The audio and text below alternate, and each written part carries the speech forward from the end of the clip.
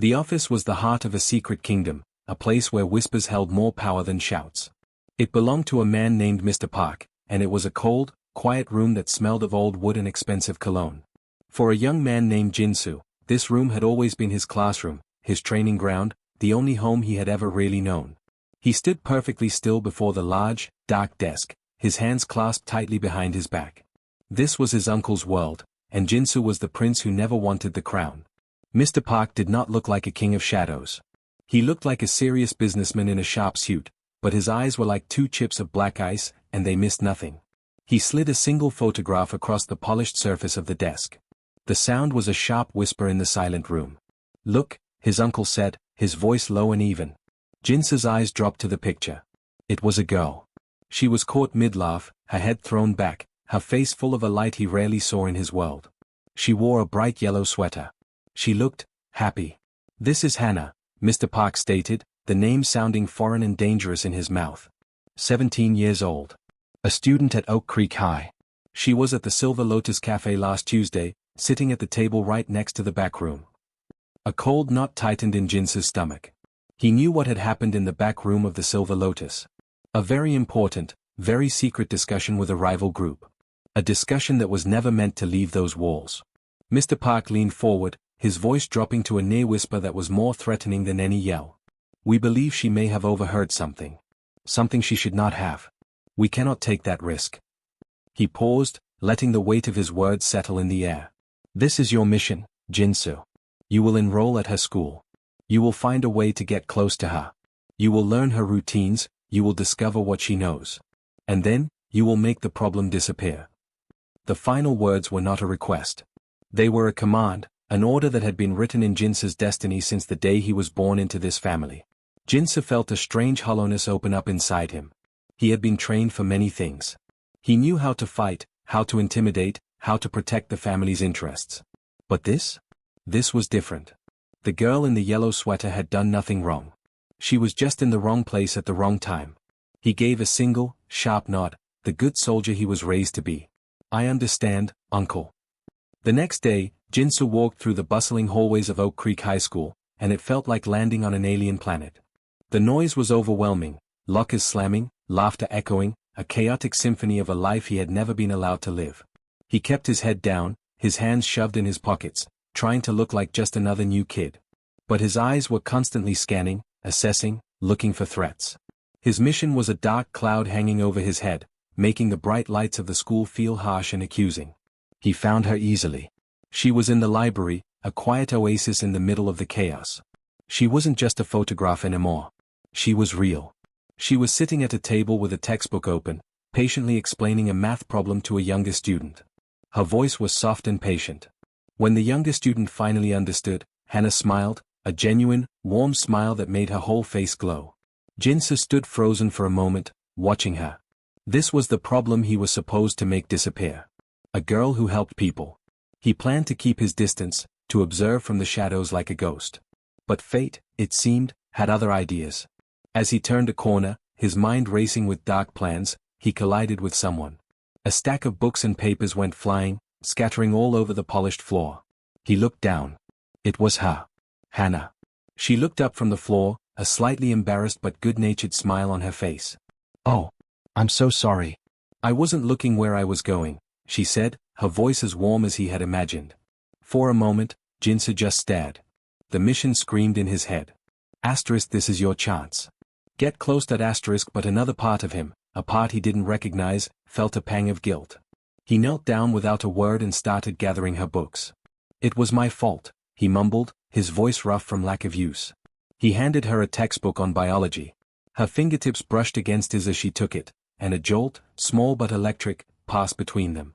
"Thank you," she said, her brown eyes curious. "I'm Hana. I haven't seen you around before." He told her the fake name he had been given, the lie feeling like ash on his tongue. "I'm new." "Well," she said, standing up and brushing off her jeans, "it can be tough being the new kid. My friends and I sit at that table over there for lunch. You're welcome to join us if you want. No one should eat alone." She pointed to a noisy, crowded table, then gave him one last smile before walking away. Jin-Soo was left standing in the hallway, her invitation hanging in the air. Mr. Park's voice echoed in his mind, a cold reminder of his purpose. But Hana's smile was a new, brighter memory, one that was already starting to fight the darkness. He was here to silence her. But as he watched her walk away, the yellow of her sweater a beacon in the dull hallway, he felt the first crack in the fortress around his heart. The mission was simple. The girl was not. And he was already in deeper trouble than he could have ever imagined. The lie became Jin-Soo's new skin, a constant, uncomfortable presence he had to wear every single day. He started sitting with Hana and her friends at lunch, a decision that felt like both a necessary step in his mission and a personal betrayal. The chatter around the table was a world away from the tense, silent meals of his own life. They talked about pop quizzes, weekend plans, and silly dramas Jin-Soo had never experienced. He mostly stayed quiet, speaking only when spoken to, building his cover as the shy, reserved new student. But his eyes were always on Hana. He watched the way she laughed, a sound that seemed to make the air itself feel lighter. He noticed how she always remembered small details about her friends, asking one about her sick grandmother, reminding another about a college application deadline. This was not the careless, oblivious girl his uncle had described. This was someone who paid attention, who cared deeply. His mission required him to learn her routines, and so he began walking her home after school. At first, he told himself it was just to map out her path, to find the most isolated spots. But soon, the walks became the only part of his day he looked forward to. They talked about simple things. Hana spoke of her dream to become a doctor, a desire born from watching her mother work 2 jobs with constant aches and pains. "I want to help people who can't afford help," she said, her voice filled with a determination that left Jin-Soo speechless. He, in turn, wove a tapestry of lies about his own life, a fictional father who was a traveling salesman, a mother who was a quiet homemaker, a childhood of moving from town to town. Each lie felt like a stone added to a heavy pile in his chest. He was building a fake version of himself for her to like, all while planning her destruction. The first true test of his crumbling resolve came on a Tuesday afternoon. As they neared her street, 2 older boys from a rival school stepped onto the path, blocking their way. They were loud and obnoxious, making rude comments directed at Hana. Jin-Soo's training instantly took over. His body tensed, his mind calculating the quickest, most efficient way to disable both threats. He was about to step forward, to unleash the violence that was his birthright, when Hana moved first. She didn't flinch or cower. She simply took a small step forward, lifted her chin, and fixed the boys with a look of such pure, unshakable confidence that it stopped them in their tracks. "You're making fools of yourselves," she said, her voice calm but firm, cutting through their bluster. "Now, if you'll excuse us, we have better places to be." The boys, stunned by her directness, mumbled something and shuffled out of the way. Jin-Soo stood there, utterly amazed. He had been ready to fight with his fists, but she had won the battle with nothing but her words and her courage. In that moment, she wasn't just a girl he was supposed to watch, she was the most remarkable person he had ever met. That night, the call came. Mr. Park's voice was a cold blade over the phone. "You are becoming too familiar with the target. You are taking too long. Sentiment is a weakness, Jin-Soo. It is a luxury our family cannot afford. If you cannot complete this simple task by the end of the week, I will be forced to send someone who does not share your sudden sensitivity. And they will not be as gentle." The threat was clear. If Jin-Soo failed, Hana would not just be silenced, she would be erased, brutally and without a second thought. The call ended, and Jin-Soo felt a cold, sharp fear, not for himself, but for her. The mission was no longer just a duty, it was a ticking clock counting down to her death, and he was the only one who could stop it. He knew what he had to do. He could not carry this secret any longer. He could not look into her honest eyes and see a reflection of his own lies. He asked her to meet him at the Old City Observatory that Friday night, a place high on a hill that overlooked the entire city, the twinkling lights below looking like a field of fallen stars. The air was cool and still. Hana looked beautiful, a little confused but trusting as always. "What's this all about?" she asked, her smile tentative. Jin-Soo's heart hammered against his ribs. This was the point of no return. He took a deep, shaky breath, the words feeling like shards of glass in his throat. "My name isn't what I told you," he began, his voice low and strained. "It's Jin-Soo. And my family, they aren't salespeople. They're part of a mafia. A very powerful, very dangerous one." He forced himself to watch her face, to see the confusion, then the dawning horror as he continued. "They sent me to your school. They thought you overheard something. My mission, my only mission, was to get close to you, to find out what you knew, and then, to silence you. He used the cold, clinical word his uncle had used, and it sounded even uglier out loud. Hana took a step back, her hand flying to her mouth. The trust in her eyes shattered, replaced by a well of hurt and betrayal. Tears began to well up, glistening in the starlight. So none of it was real, she whispered, her voice breaking. The walks home? Our talks? Was it all just a mission? The pain in her voice was a physical blow to Jin-Soo. He stepped forward, his own eyes desperate. No. Listen to me. It started that way. But everything I felt, everything I feel, it's the most real thing I have ever known in my entire life. My family, my name, my world, it's all a lie. But you, my feelings for you, that is the only truth I have left. He reached out, slowly, giving her every chance to pull away, and gently took her hand. He looked into her tear-filled eyes, pouring every ounce of his sincerity into his gaze. I am so sorry. Hana searched his face, looking past the lies, past the danger, and deep into the tormented, honest soul of the boy standing before her. She saw the real him, the one he had been hiding his whole life. And slowly, she leaned in. Their first kiss was not fiery or passionate, but soft and gentle, a silent promise in the dark. It was a kiss of forgiveness, of understanding, and of a choice to embrace a terrifying, uncertain future together. It was the end of his mission and the beginning of everything else. The world after the kiss was both terrifyingly new and fragile, a delicate glass sculpture that could shatter at any moment.